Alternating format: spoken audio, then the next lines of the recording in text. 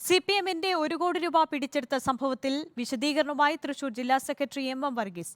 ആദായനികുതി വകുപ്പ് ആവശ്യപ്പെട്ടിട്ടാണ് ബാങ്കിൽ പണവുമായി എത്തിയത്.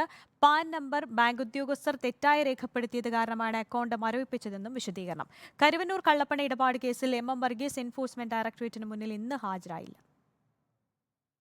ആദായനികുതി വകുപ്പ് ഉദ്യോഗസ്ഥർ നോട്ടീസിലൂടെ ആവശ്യപ്പെട്ടിട്ടാണ് ബാങ്ക് ഓഫ് ഇന്ത്യയുടെ തൃശൂർ ശാഖയിൽ പണവുമായി എത്തിയത് എന്നാണ് തൃശൂർ ജില്ലാ സെക്രട്ടറി എം വർഗീസിന്റെ വിശദീകരണം. പിൻവലിച്ച 1 കോടി രൂപ കൊണ്ടുവരണമെന്ന് നോട്ടീസിൽ വ്യക്തമാക്കിയിരുന്നു. സിപിഐഎം കേന്ദ്ര കമ്മിറ്റിയുടെ പാൻ നമ്പർ ബാങ്ക് ഉദ്യോഗസ്ഥർ തെറ്റായി രേഖപ്പെടുത്തി. ബാങ്ക് അധികൃതരുടെ പിശക് മൂലമാണ് അക്കൗണ്ട് മരവിപ്പിച്ചത്.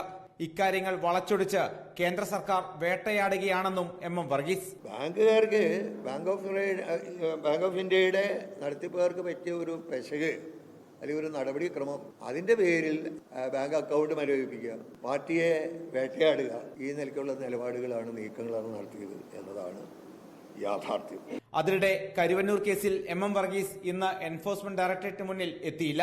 മെയ് ദിനമായതിനാൽ ഹാജരാകാൻ കഴിയില്ലെന്നും കൂടുതൽ സമയം വേണമെന്നും വർഗീസ് അറിയിച്ചിരുന്നു. ഇത് 7ാം തവണയാണ് വർഗീസിനെ ഇഡി ചോദ്യം ചെയ്യാൻ ഒരുങ്ങുന്നത്. സിപിഎമ്മിന്റെ തൃശൂർ ജില്ലയിലെ വിവിധ കമ്മിറ്റികളുടെ പേരിലുള്ള മുഴുവൻ ബാങ്ക് അക്കൗണ്ട് വിവരങ്ങളും ഹാജരാക്കാനാണ് ഇഡിയുടെ നിർദ്ദേശം.